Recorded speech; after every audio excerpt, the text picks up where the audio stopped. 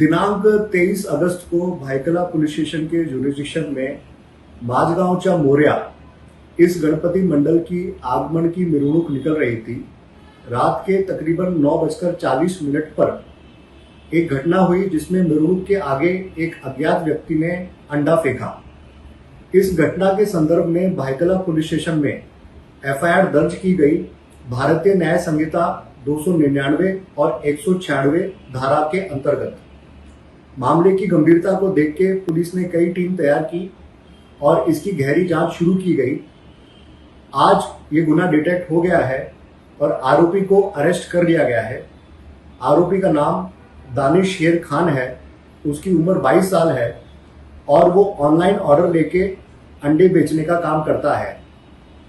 उस दिन आरोपी सोसाइटी में अंडे बेचने के लिए जब जा रहा था तब मिरवणुक में पटाखेबाजी हुई और उस पटाखों का धुआं उसकी आंखों में लगा और उसकी वजह से वो चिढ़ गया और उसने गुस्से में आकर ये काम किया है।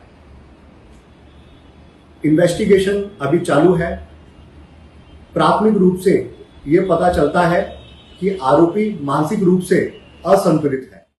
दिनांक 23 अगस्त रोजी माझगावच्या मोरिया नावाच्या गणपती मंडल याच्या आगमन मिरवणूक चालू होता। 9:40 वाजता एक घटना घडली ज्यामध्ये मिरवणुकीच्या समोर पुढे एक अंडा फेकण्यात आलेला होता।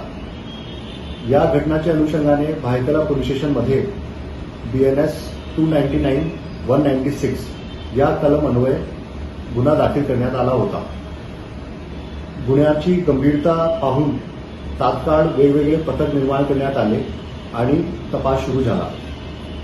तांत्रिक पुराव्याच्या आधारे आणि बाकी पुराव्याचे आधारे आरोपी निष्पन्न झालेला आहे।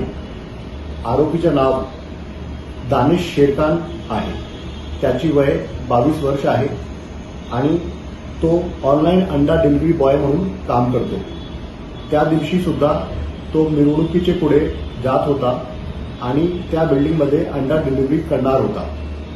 मिरवणुकीमध्ये पटाके वाजलेले होते आणि त्या पटाकेचे धूरमुळे त्याचे डोळ्यामध्ये त्रास झाला आणि यामुळे तो चिडला आणि त्याचे मनात राग आला आणि यामुळे त्याने हे कृत्य केलेलं आहे।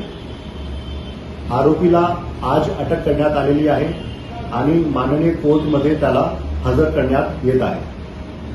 प्राथमिकदृष्ट्या आरोपीची मानसिक संतुलन हे ढळलेलं आहे अशा दिसून येत आहे। पुढची तपास चालू आहे। धन्यवाद।